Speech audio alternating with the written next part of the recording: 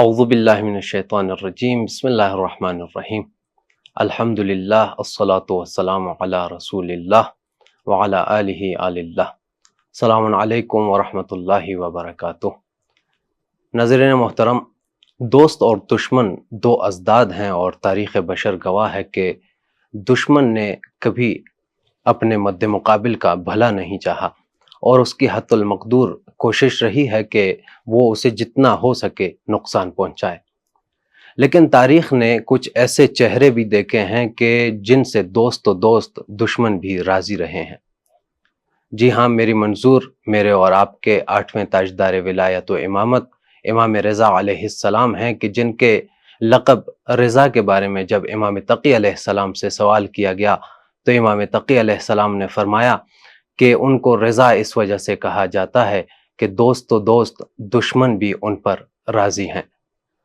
اور دوست اور دشمن کی بات رہنے دیتے ہیں، وہ ہستی ہیں امام رضا علیہ السلام کے جن پر خدا اس قدر راضی ہے کہ ان کی زیارت کو اپنی زیارت قرار دیتا ہے۔ روایت کے الفاظ ہیں کمن زار اللہ فی عرشہ، جس نے امام رضا علیہ السلام کی زیارت کی گویا اس نے عرش الہی پر خدا کی زیارت کی۔ جی ناظرین محترم، امام رضا علیہ السلام کی ولادت باسعادت کے اس پرمسرت موقع پر میں اپنی جانب سے پیام بعثت کی پوری ٹیم کی جانب سے آپ تمامی ناظرین کو ہدیہ تبریک و تہنیت عرض کرتا ہوں۔ امام رضا علیہ السلام کی عدیم المثال اور فقید المثال اور بے نظیر شخصیت کو آج کے پوڈ کاسٹ میں عنوان بحث قرار دیا ہے، اور بہت سارے نئے سوالات اور ایک عمدہ موضوع کے ساتھ آپ کی خدمت میں حاضر ہوئے ہیں، جس کے لیے ہم نے اپنے اسٹوڈیو میں مدعو کیا ہے اپنے نہایت ہی قابل قدر اور محترم جناب حجت الاسلام والمسلمین آغا سید رضا مہدی صاحب کو۔ وہ ایک بار پھر تشریف لائیں، نہایت ممنون و مشکور ہیں، آپ نے ایک بار پھر اپنے قیمتی وقت میں سے ہمارے لیے وقت نکالا۔ ناظرین محترم کے خدمت میں جس طرح سے ہم نے اپنے ٹاپک کو پیش کیا کہ آج امام رضا علیہ السلام کی ولادت کی مناسبت سے امام رضا کی عظیم شخصیت کو ہم نے اپنا موضوع بحث قرار دیا ہے۔ ناظرین کو ہم اگر پہنچانا چاہیں کہ امام رضا علیہ السلام کی ولادت کس طرح سے ہوتی ہے اور ان کے ابتدائی ایام اور ابتدائی حالات جو ان کی زندگی ہے کس طرح سے پیش کریں گے؟ اعوذ باللہ من الشیطان الرجیم بسم اللہ الرحمن الرحیم وبہ نستعین انہ خیر ناصر و معین ثم الصلاۃ والسلام علی نبینا وآلہ الطاہرین لا سیما بقیت اللہ فی الارضین اللہم صلی علی علی ابن موسیٰ رضا الامام التقی النقی وحجتک علی من فوق الارض ومن تحت الثری الصدیق الشہید۔ سب سے پہلے تو آپ کو شکریہ بلانے کا، اور ساتھ میں آپ کو، آپ کی پوری ٹیم کو اور تمام دیکھنے والوں کو ہم جو امام کی ولادت باسعادت کی مبارکباد پیش کرتے ہیں۔ واقعاً دیکھیے جو عام جو ایام ہوتے ہیں، پہلے ایک نقطہ بس مقدمتاً عرض کر دوں، ہم لوگ جو عام ایام مناتے ہیں، خوشی کے ایام مختلف مناسبتوں سے مناتے ہیں۔ کبھی جو ہے وہ کوئی قوم اپنی کسی تاریخی دن کو یاد کرتی ہے، ٹیچرز ڈے مناتی ہے، انڈیپینڈنس ڈے مناتی ہے، کبھی ٹیچرز ڈے مناتے ہیں، فادرز ڈے مناتے ہیں۔ یہ جو ایام ہیں، ان ایام میں اگر عام دنوں کی نسبت دیکھا جائے تو کوئی خاص خصوصیت نہیں پائی جاتی۔ مثلاً یہی اگر ایک دن ہم آگے کر لیتے، ایک دن پیچھے کر لیتے تو کوئی فرق نہیں تھا۔ ایسے آپ جانتے ہیں کہ پاکستان اور انڈیا جو ہے، پاکستان اپنے یوم آزادی 14 اگست کو مناتا ہے اور ہندوستان جو ہے وہ اپنے یوم آزادی 15 اگست کو مناتے ہیں۔ اگر اس کو ہم برعکس بھی کر لیں تو کوئی عالم کے اندر، دنیا کے اندر کوئی جو ہے وہ اتفاق یعنی کوئی واقعہ پیش نہیں آئے گا، کوئی تبدیلی نہیں آئے گی۔ لیکن یہ جو ایام ہیں جن کو ہم واقعاً ایام اللہ کہہ سکتے ہیں، خدا کے ایام کے جو اہل بیت سے منسوب ایام ہیں، جو دینی ایام ہیں، چاہے اس کے اندر خوشی کے ایام ہو یا غم کے ایام ہو، واقعاً دنیا جو ہے وہ اس میں تبدیل ہوتی ہے۔ یعنی آج دنیا وہ ہے جو کل نہیں تھی، یعنی آج خدا کی رحمت کے دروازے کھلے ہوئے ہیں، آج برکتیں فراوان ہیں۔ یعنی اگر نگاہ دیکھ سکے تو وہ سمجھ سکتے ہیں کہ وہ جو عالم کل تھا، آج وہ دنیا وہ عالم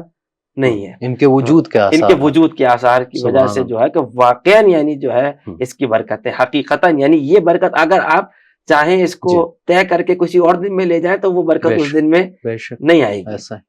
تو بہرحال اس کی مبارکباد پیش کرتے ہیں، اور انشاءاللہ چونکہ وقت مختصر ہے اپنے موضوع کی طرف آتے ہیں۔ دیکھیں، امام کی جو ابتدائی زندگی، امام کی خود ولادت باسعادت جو ہے وہ 148 یعنی 148 ہجری، میں نے پتہ نہیں اردو میں صحیح کہا ہے یا نہیں، پھر 148 ہجری میں امام کی ولادت ہے مدینہ منورہ کے اندر، اور امام کی جو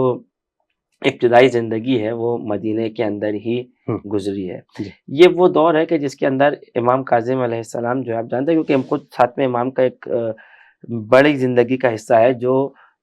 قید خانوں میں گزرا ہے، لیکن یہ اس سے پہلے کا دور ہے کہ جس وقت امام جو ہے، البتہ امامت ہمیشہ جو ہے وہ اپنے ساتھ مشغولیت کو لے کر آتی ہے، لیکن یہ وہ دور نہیں ہے کہ جس میں یہ فوراً چیزیں شروع ہوتی ہیں۔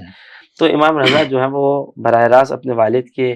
شاگرد ہیں، ان کے جو ہے وہ زیر سایہ ہیں، اور اس کے بعد جب امام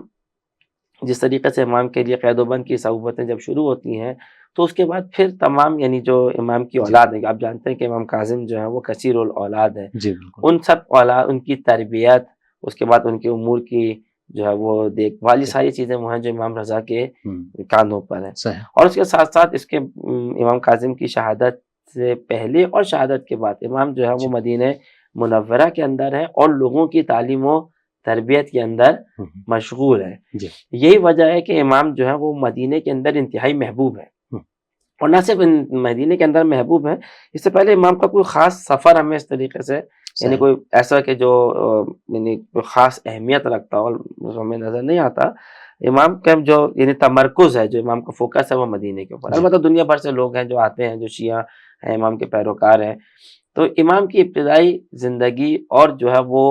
خراسان کی طرف ہجرت سے پہلے کا جو امام کا یہ دور ہے، یہ سارا جو ہے وہ مدینہ کے اندر گزرا ہے، کہ جس کے اندر آپ کی اہم ترین جو امام کی جو کام ہے، جو فعالیت ہے، وہ جو ہے وہ تعلیم اور تربیت ہے۔ خراسان کی جانب ہجرت کا آپ نے تذکرہ فرمایا۔ ائمہ کی سیرت کو اگر نگاہ کیا جائے تو ہر ایک امام کی ایک ڈیفرنٹ اسٹریٹجی رہی ہے، اور مختلف مصالح کو دیکھتے ہوئے وہ اقدام کرتے ہیں، اور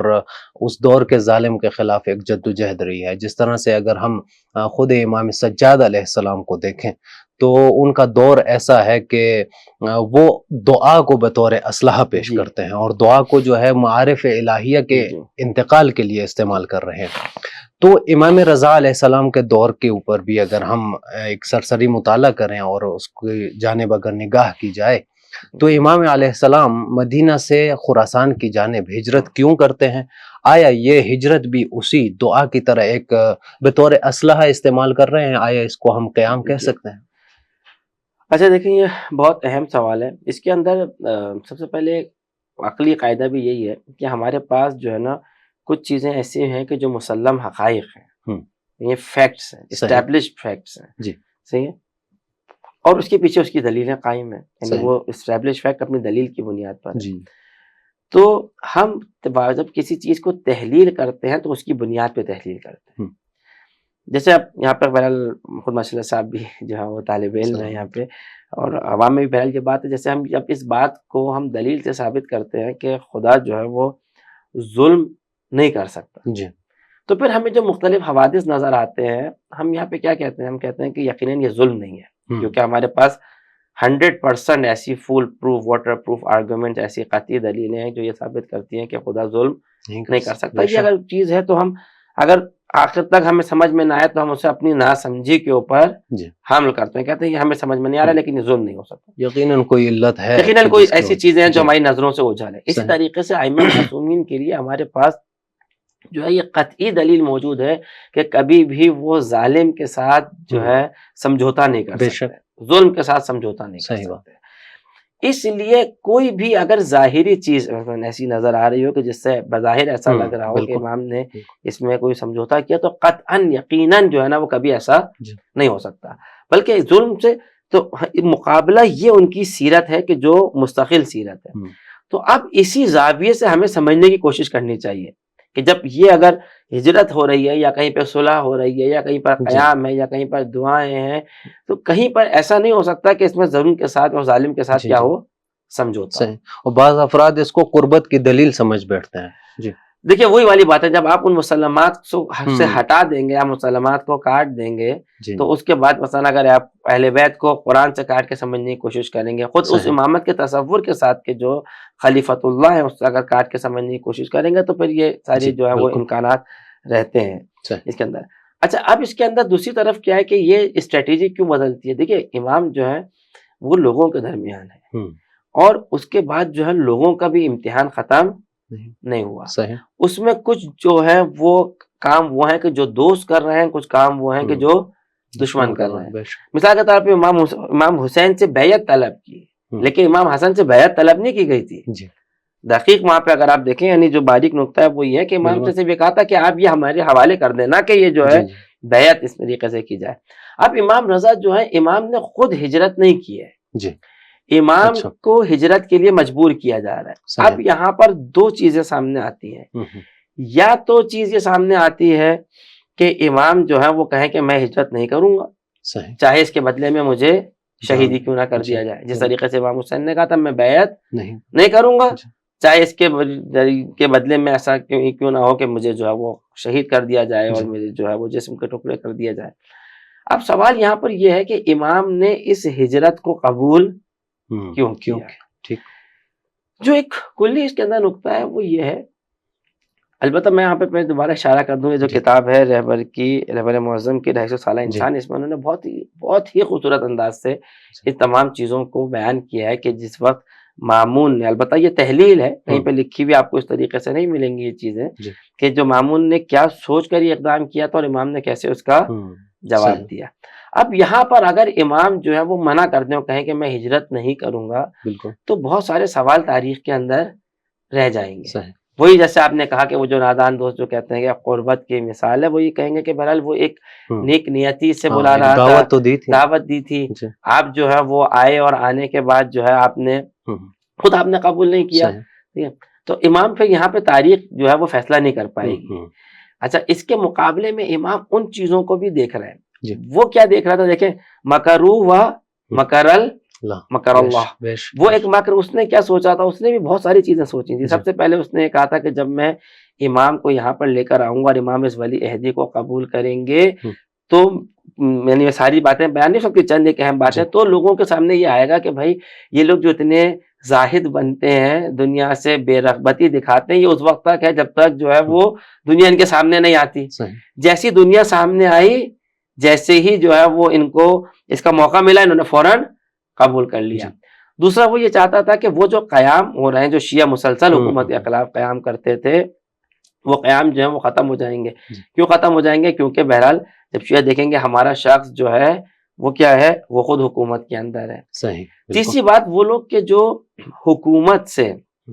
ناراض ہیں حکومت کی وجہ سے، جب امام رضا بھی حکومت کا حصہ ہوں گے تو ان کی ناراضگی امام کی طرف بھی آ جائے گی۔ ابھی لوگ حکومت سے ناراض ہیں،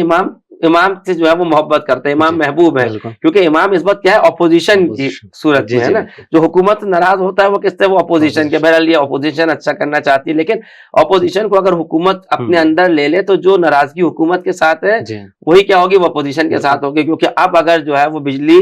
مہنگی ہے تو اب یہ اعتراض نہیں کر سکتے کہ بھائی بجلی اگر مہنگی ہے تو تم بھی تو اسی کا حصہ ہو۔ تو اس نے جو ہے نا کئی ذہن میں اس کے یہ چیزیں تھیں، اور جو ہے وہ کہتے ہیں تاریخ کے شاطر ترین لوگوں میں سے ہے مامون،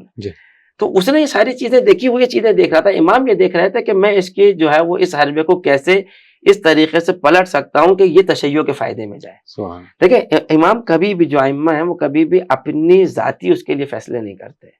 یعنی ہمیشہ جو ہے وہ جو ان کی ذمہ داری ہے ہدایت کی، بنیادی ترین ذمہ داری، اس کو نظر میں رکھ کر جو ہے وہ فیصلہ کرتے ہیں۔ مثلا آپ کو دیکھیں امام حسن جو ہے شجاعت میں کوئی کمی نہیں ہے، آپ جانتے ہیں کہ اگر آپ صلح کریں گے تو اس کے بدلے میں کیا ہوں گے، متہم ہوں گے، لوگ آ کے جو ہے وہ کبھی تہمت لگائیں گے۔ کس کی تہمت لگائیں گے؟ مثال کے طور پر جو ہے وہ ڈر جانے کی تہمت لگائیں گے،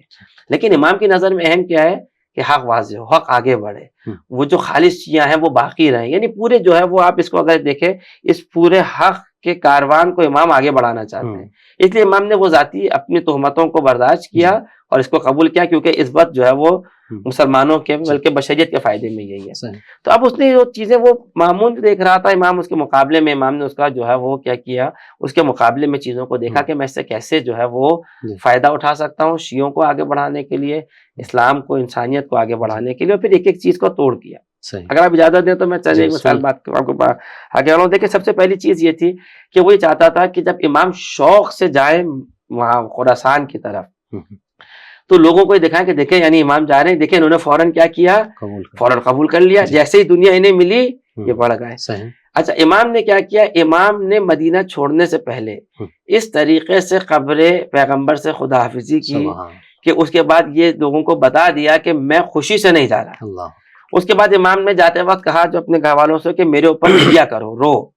تو لوگوں نے کہا کہ یہ کوئی مسافر اگر سفر پر جا رہا ہے تو اس کے پیچھے رونا یہ اچھی علامت نہیں ہے، نہیں رونا چاہیے۔ امام نے کہا تم صحیح کہہ رہے ہو، مگر یہ اس مسافر کے لیے ہے کہ جس کے زندہ پلٹ آنے کی امید ہو، میرے زندہ پلٹ آنے کی امید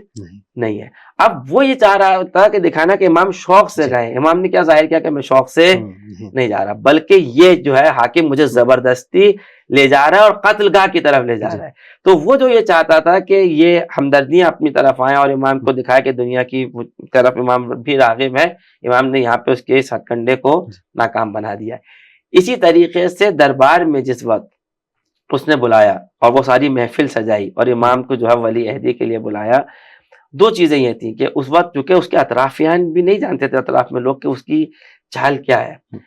خود اس کے قریبیوں نے نقل کیا کہ ہم نے آج سے پہلے خلافت کو کبھی اتنا حقیر نہیں دیکھا کہ اس منصب کو جو ہے وہ بار بار پیش کرتا تھا اور علی ابن موسیٰ رضا اس کو ٹھکرا رہے تھے۔ تو پھر یہ دوبارہ ثابت ہونا کہ امام کی نظر میں اس منصب کی کوئی اہمیت نہیں ہے۔ اس کے ساتھ وہ چاہتا تھا کہ جب وہ اتنی شان و شوکت سے اتنے القابات کے ساتھ جو ہے امام کو بلائے گا تو امام بھی جب آئیں گے قبول کریں گے تو امام بھی چند جو ہے وہ تو میرا حاجی بگو من تو حاجی بیگم، آپ میری تعریف کریں میں آپ کی تعریف کروں۔ امام کی جو تاریخ میں نقل ہوا ہے کہ امام نے چند جملے جو ہے وہاں پہ آ کے شاید ایک یا دو جملے بولے ہیں، وہ یہ کہ دیکھو ایک تمہارا حق ہے ہماری گردن پر، ایک ہمارا حق ہے تمہاری گردن پر، اگر تم ہمارا حق ادا کرو گے تو ہمارے اوپر لازم ہو جائے گا کہ ہم تمہارا حق ادا کریں گے۔ یعنی اس کے اندر تمام مفہوم واضح کر دیا کہ دیکھو یہ جو ہے یہ منصب ہمارا حق ہے، اگر تم دو گے تو جو تمہارا حق ہدایت کا ہے اس کو ہم صحیح سے ادا کریں گے، ہم تمہیں وہ جو حق ہے کہ جو ذمہ داری ہے کہ حاکم کی ہم اس کو ادا کریں گے۔ اس کے بعد امام نے شرط یہ رکھی کہ میں کسی کام کے اندر شریک نہیں ہوں گا۔ تو اب وہ جو یہ دکھانا چاہ رہے تھے کہ امام جو ہے در حقیقت وہ بھی حکومت کا حصہ ہیں، تاکہ اگر کہیں حکومت کے مظالم سے کوئی اگر جو ہے ناراض ہے تو وہ خود بخود امام کی طرف بھی آئے۔ امام نے کیا کہا، میں کسی حکومت کے کام میں شریک نہیں ہوں گا۔ تو ایسا شخص کہ جو حکومت کے کسی فیصلے میں شریک نہیں ہے، کسی رائے میں شریک نہیں ہے، کسی جو ہے وہ کام کو عملی طور پہ خود سے انجام نہیں دیتا، اور یہ بات علل اعلان سب کے سامنے شرط رکھی گئی ہے، سب کو پتا ہے کہ بھئی یہ آدمی حکومت کا حصہ اس طریقے سے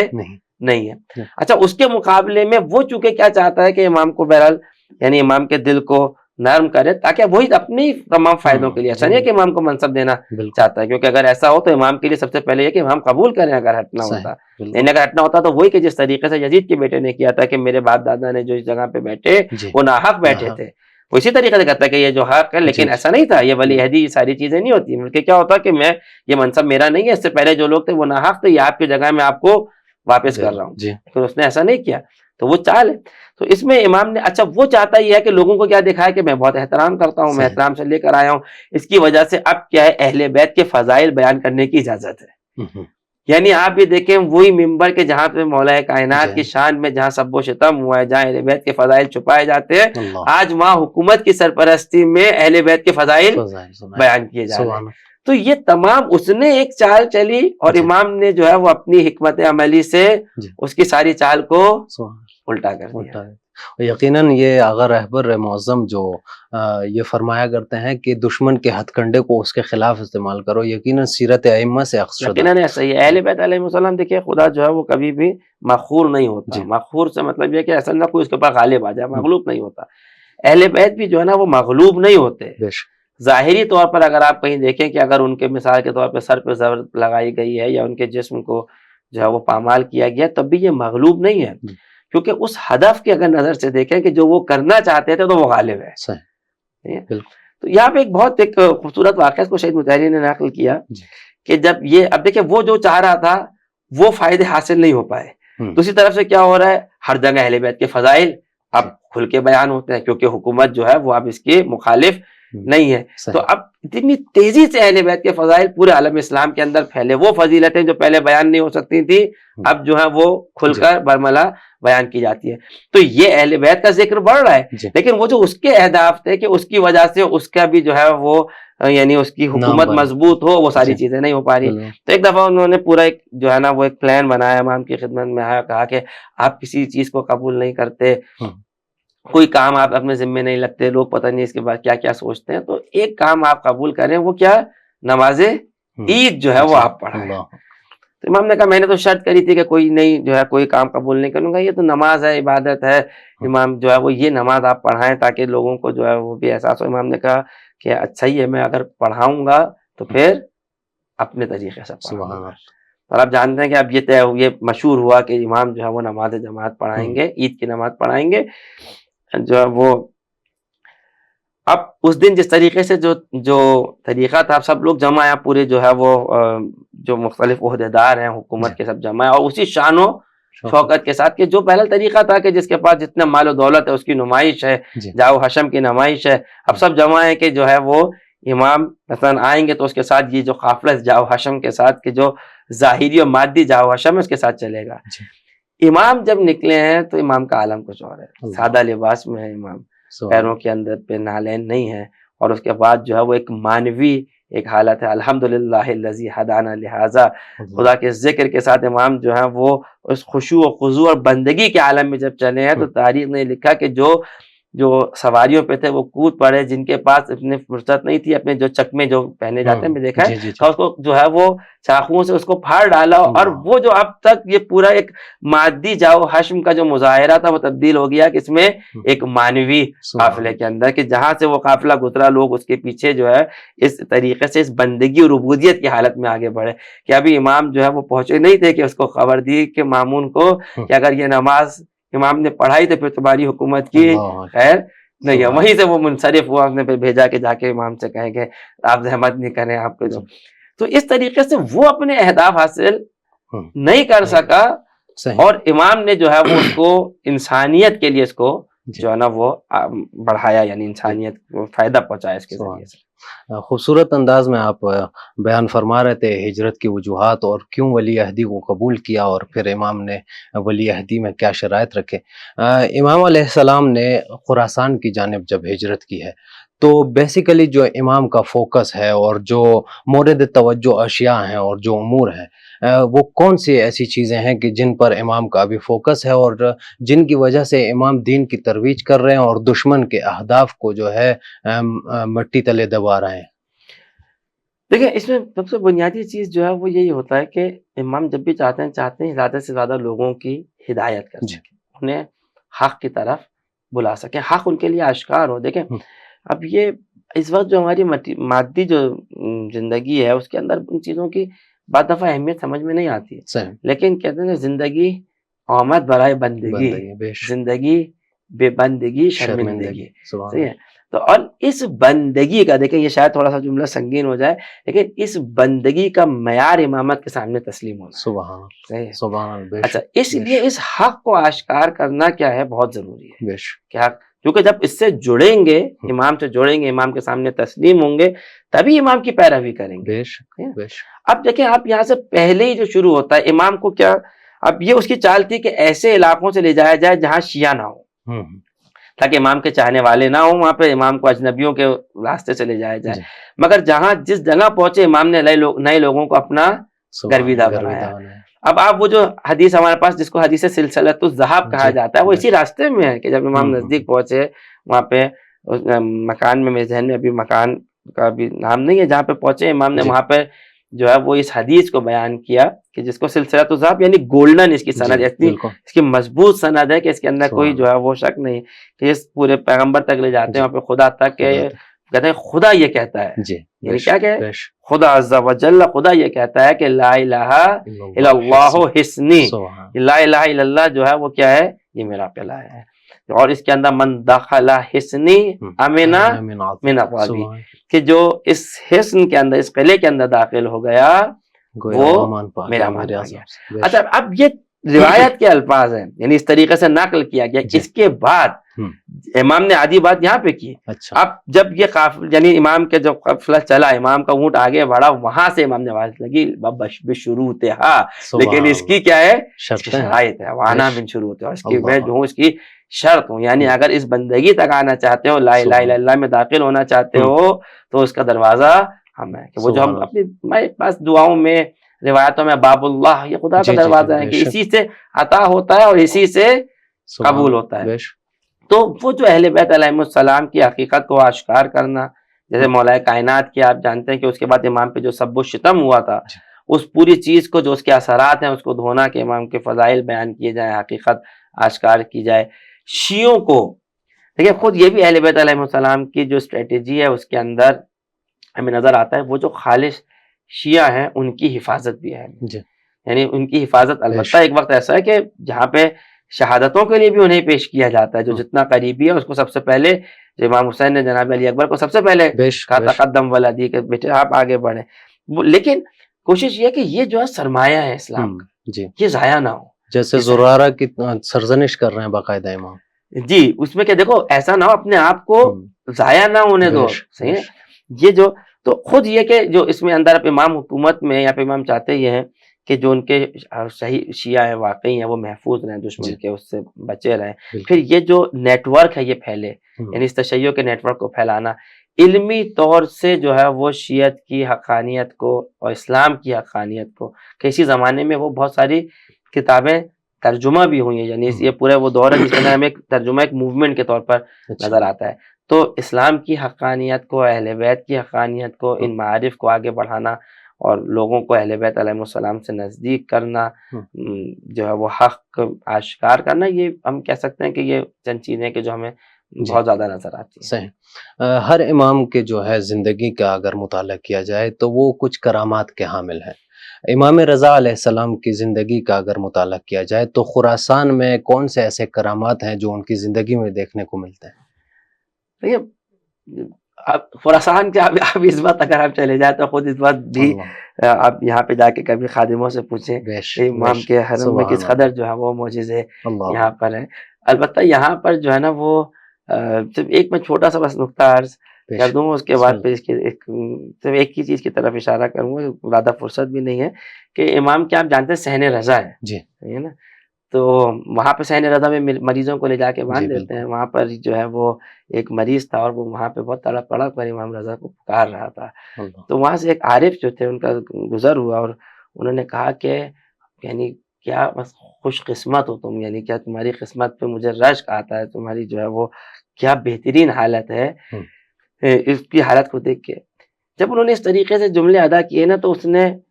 جو ہے وہ سمجھا کہ یہ دھنس کر رہے ہیں یا نہیں سمجھ پایا, پلٹ کے کہا کہ میں جو ہوں تکلیف میں ہوں,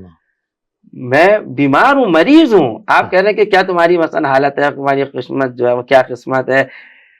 تو سمجھے شاید انہوں نے یہ طنز میں کہا اس میں, تو انہوں نے کہا کہ دیکھو میں نے اس پہ نہیں کہا, صحیح ہے کہ تم تکلیف میں ہو, لیکن جس تڑپ سے تم امام کو پکار رہے ہو, مجھے بتاؤ کہ اگر اس تکلیف میں نہیں ہوتے تو کیا اس تڑپ سے پکارتے, اس توجہ سے پکارتے. تو بعض دفعہ مثلا اہل بیت علیہ السلام سے جب مانگ رہے ہوتے ہیں اور اگر ہمیں نہیں مل رہا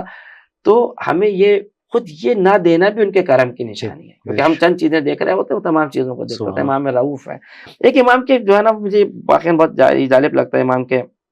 صحابی کے, ایسا وقت ان کے احتضار کا وقت ہے, امام قریب پہنچے, البتہ امام نے اس کو جو ہے وہ اس وقت ان کی موت کو پلٹایا, روکا. وہاں پہ امام جو ہے واقعہ پرانی ہے, لیکن اس میں اہم چیز یہ ہے کہ وہاں پہ جو ہے وہ امام نے اس سے کہا کہ تم نے موت کو کیسا پایا. اس نے کہا کہ ابتدا جو تھی وہ دردناک تھی. امام نے پھر کہا دو طرح کے لوگ ہیں موت سے, کچھ ایسے ہیں کہ جن کے لیے موت دردناک ہے, کچھ ایسے ہیں کہ موت جن کے لیے دردوں سے رہائی ہے. اس کے بعد جو ہے ملک وہاں پہ متمثل فرشتے جو ہے نا کبھی کبھی شکلوں میں آتے ہیں نا, اس کے بعد وہ کھڑا ہوا تھا. اس کے بعد جو ہے وہ امام نے اس سے کہا کہ جو ہے وہ تم بیٹھ جاؤ. جب وہ بیٹھا پھر امام نے کہا کہ یعنی امام کے صحابی موجود ہیں, وہ گواہ ہیں اس واقعے کے, امام نے فرشتے سے سوال کیا کہ کیا تم مامور تھے کہ جب تک اجازت نہ ہو جب تک بیٹھ نہیں سکو. تو اس نے کہا کہ میں کیا, جتنے بھی ملائکہ ہیں سارے خدا کے ملائکہ اگر وہ آپ کی خدمت میں حاضر ہوں تو جب تک آپ کا اذن نہیں ہو وہ بیٹھ نہیں سکتے. اللہ اللہ. تو بہرحال یہ امام کے معجزات بہت زیادہ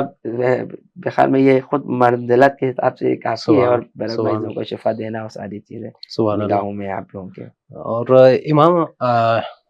علی ابن موسیٰ الرضا علیہ السلام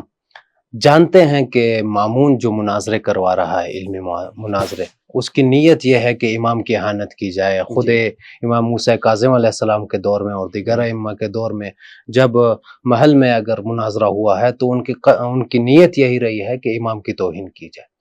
امام پھر ان مناظروں کو کیوں اہمیت دے رہے ہیں، اور امام ان مناظر میں کیا بیان کر رہے ہیں کہ جس میں عالم اسلام کو کوئی پیغام ملا ہو، کوئی ایسا مناظرہ اگر تاریخ میں ملتا ہو؟ کہ میں مناظروں کے حوالے سے صرف ایک کلی بات اس میں کروں. دیکھیں، اس میں جو ایک وقت کے بعد جس طریقے سے جو یعنی تحلیل علماء کی ہے وہ یہ کہ ایک وقت تو وہ امام کو یعنی واقعاً امام کے منزلت کو آشکار کرنے کے لیے جو ہے وہ مناظرے یعنی کرواتا تھا امام کو، بہرحال کہ امام آئے اور امام کا علم جو ہے وہ آشکار. لیکن ایک بار جب اس کے اہداف پورے نہیں ہو رہے تھے تو وہ ایک فرسٹریشن کا شکار تھا، اور ہر طرف سے کوئی عالم آتا تھا کہ کہیں کچھ ایسا ہو کہ جس کی وجہ سے کیا ہو کہ جو ہے وہ یعنی امام کی کسی طریقے سے کہ امام کے اس میں کوئی کمی نظر آئے، کہیں پہ لاجواب ہو جائے امام. اچھا، ظاہر سی بات ہے جو علم لدنی کا مالک ہو وہ کبھی بھی جس کے جو سارے جو ہے وہ علم رکھتا ہو وہ کبھی بھی اس سے نہیں گھبرائے گا، بلکہ خود جو ہے جیسے اسلام کی بنیاد علم کے اوپر رکھی گئی ہے، قرآن نے جو ہے وہ علم حاصل کرنے کا کہا کہ پہلی آیت جو آئی ہے وہ جو علم کے بارے میں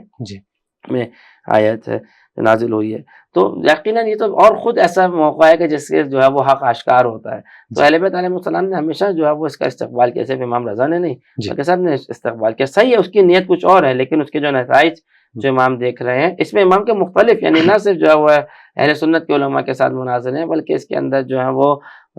زندیق یعنی وہ لوگ جو خدا کو نہیں مانتے ان کے ساتھ مناظرے ہیں، مختلف اہل کتاب کے ساتھ مناظرے ہیں، کہ ہر جگہ پہ بہرحال اس کی کوشش یہ ہے کہ کہیں جو ہے وہ امام کسی جگہ پہ کسی لاجواب ہو، لیکن وہ خود نہیں جانتا کہ وہ جان بوجھ کے ایک ایسا کام کر رہا ہے کہ جو امام کے جو القاب ہیں اس کو میں ایک لقب عالم محمد بھی ہے. اس وقت امام جو علم اتنا امام کو یہ فرصت ملی اس علم کو آشکار کرنے کے لیے کہ آپ جانتے ہیں کہ اس کے بعد امام رضا کے بعد جتنے ائمہ سب کو ابن الرضا کہا جاتا تھا، ابن جواد نہیں کہا گیا، ابن تقی نہیں کہا گیا. کیوں؟ کیونکہ امام رضا کی اس چونکہ سلطنت اور ظاہری طور سے جو امام کے پاس وسائل ہیں، یعنی وسائل سے مراد یہ کہ اب امام کی جو باتیں وہ پخش ہو رہی ہیں. امام جو ہیں وہ معاشرے کے مثلا ایسی جگہ منصب پہ ہیں ظاہری طور پہ کہ جس کی ساری باتیں لوگوں تک پہنچتی ہیں. تو اس کے اندر امام کا علم اتنا پہنچا کہ عالم محمد اور امام کی شخصیت اتنی ابھر کے آئی کہ اس کے بعد پھر تمام جو وہ امام حتی امام گزرے ان سب کو ابن الرضا سے لوگ یاد کرتے تھے اس نام سے. جی امام ظاہراً جیسے کہ آپ نے گزشتہ مطالب میں بھی اس جانب اشارہ کیا کہ امام چاہتے نہیں ہیں کہ اس ولی عہدی کے اس منصب کو قبول کریں. ظاہراً جو پریکٹیکل پولیٹک ہے امام نے اس میں ورود نہیں کیا اور پریکٹیکلی جو ہے وہ سیاست نہیں کر رہے. تو پھر کیا ایسی وجہ بنتی ہے کہ مامون مجبور ہو جاتا ہے کہ امام کو شہید کروایا جائے؟ دیکھیں وہی جس طریقے سے ہم نے گفتگو کا آغاز کیا تھا کہ وہ اپنے کچھ اہداف کے ذریعے سے چاہتا تھا، یعنی اس کے اہداف میں کیا ہے کہ امام کی منزلت لوگوں کی نظر میں کم ہو. ایسا کیوں؟ کیونکہ جب تک امام موجود ہے تو ہمیشہ جب یعنی جو بھی دیکھنے والا ہے وہ اس کمپیریزن کے بعد کہتا ہے کہ بھئی یہ منصب جو ہے وہ کس کا حق ہے، ان کا حق ہے. کیونکہ خود یہ جانتے ہیں اور جو ہے وہ جتنا امام اچھا اس وقت پہلے کیوں شہید کروا دیتے تھے اماموں کو، اس لیے کہ ایک تو وہ جانتے تھے کہ جب تک امام موجود رہیں گے تو یہ ہمیشہ یہ سوال باقی رہے گا. اور امام خود بھی جو ہے وہ کیا کر رہے ہیں، جد و جہد کر رہے ہیں اس منصب کے لیے تک پہنچنے کی. امام رضا کے لیے جو اس نے جو جس طریقے سے چال چلی تھی اس میں بھی وہ یہ چاہتا تھا کہ بہرحال ان تمام چیزوں سے اپنی حکومت کو مضبوط کرے. لیکن جب اس نے دیکھا کہ یہاں سے اس کا نتیجہ بالکل برعکس آ رہا ہے، بجائے اس کے کہ اس کی محبوبیت بڑھے بلکہ اس کے کیا امام رضا کی محبوبیت بڑھتی جا رہی ہے. اور یہ چیز اور زیادہ ان لوگوں کے نظروں میں آشکار ہو رہی ہے کہ اس منصب کا اگر کوئی حقیقی حقدار ہے تو وہ امام کی شخصیت ہے. تو وہی جس خطرے کو ٹالنے کے لیے اس نے تمام چالیں چلی تھیں وہ خطرہ تو اب اور زیادہ کیا ہوا ہے اس کے سر پہ مار آ گیا ہے اس میں. یعنی اور زیادہ اگر پہلے کے لوگوں کو نہیں پتا تھا، کم لوگ جانتے تھے، پہلے اگر کہیں کوئی شک تھا ڈاؤٹ تھا تو اب وہ بالکل ختم ہو گیا. تو اب اس کے بعد امام کو کیا کرے؟ اب کیونکہ ولی عہد بنا چکا ہے، اب کیا کر سکتا ہے؟ اب یہاں سے جو کچھ بھی کرے گا اگر کھل کے کرے گا تو اور زیادہ لوگوں کے درمیان کیا ہوگا، اس کی جو ہے وہ اس کی جو مقبولیت اور زیادہ کم ہوگی، لوگوں کی ناراضگی اور بڑھے گی، کیونکہ اب تو امام کی محبوبیت خود اسی کے فعل کی وجہ سے کئی گنا اور بڑھ چکی ہے، جو لوگ نہیں جانتے تھے وہ بھی جان چکے ہیں۔ تو اب اس لیے کھل کے کچھ کر نہیں سکتا، ولی عہدی سے معزول کر نہیں سکتا، دور کہیں بھجوا نہیں سکتا کہ اب بھجوائے تو اور زیادہ جو ہے وہ اس میں لوگوں کے مورد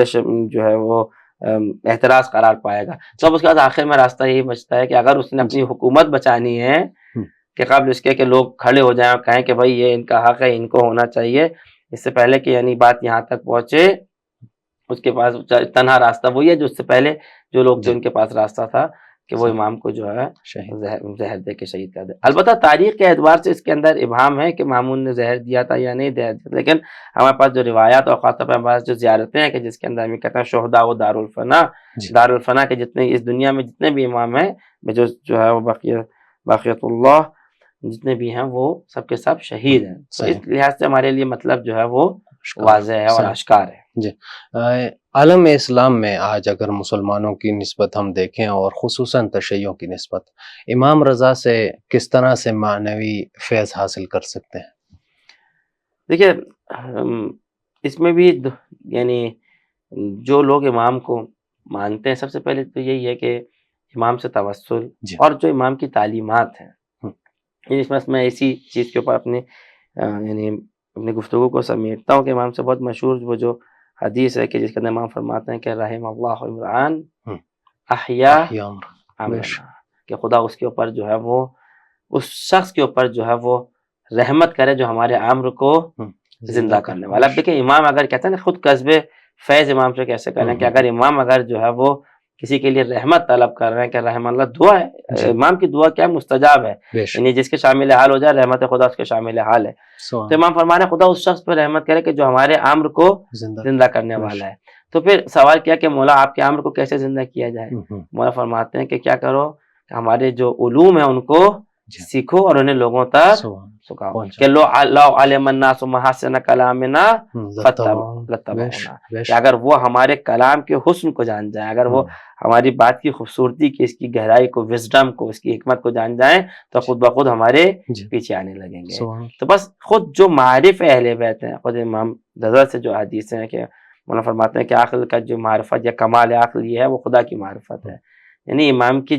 جو کلام ہے، جو علوم اہل بیت ہیں، اس سے ہم استفادہ کریں، اس سے ہم متمسک رہیں، خود امام سے توسل کریں، یا خود امام سے طلب کرنا جو ہے وہ باعث بنتا ہے کہ انسان کے اوپر جو ہے وہ خود امام کی اور خدا کی جو ہے وہ خاص نظر کرم و نظر عنایت ہو، اور وہ ان علوم کو جو ہے لوگوں تک پہنچائیں کہ یہی ہماری بحیثیت یا ہماری ذمہ داری بھی ہے کہ جو امام نے طلب کیا، دعا دیا یعنی طلب بھی کیا، خواہش چاہتے بھی ہیں کہ ہمارے علوم کو سیکھو اور انہیں لوگوں تک پہنچاؤ۔ نہایت ممنون و مشکور ہیں، یقیناً خوبصورت مطالب سے نواز رہتے ہیں ہمارے ناظرین کو، اور یقیناً بہت کچھ سیکھنے کو ملتا ہے جب بھی آپ سے پروگرام ہوتا ہے۔ سلامت رہیں انشاءاللہ۔ ناظرین محترم، جس طرح سے کہ آغا صاحب فرما رہے تھے کہ یقیناً امام نے جس کے لیے رحمت کی دعا کی ہو تو وہ مستجاب ہے، اور آج ذمہ داری بنتی ہے بطور شیعہ، بطور مسلمان کہ ان کے علوم کو سیکھا جائے، جس قدر ہمارے پاس توان ہے، استطاعت ہے، اس کے مطابق ہم ان علوم کو سیکھیں، اور جس قدر ہمارے استطاعت ہے اور ہم کر سکتے ہیں دیگران تک،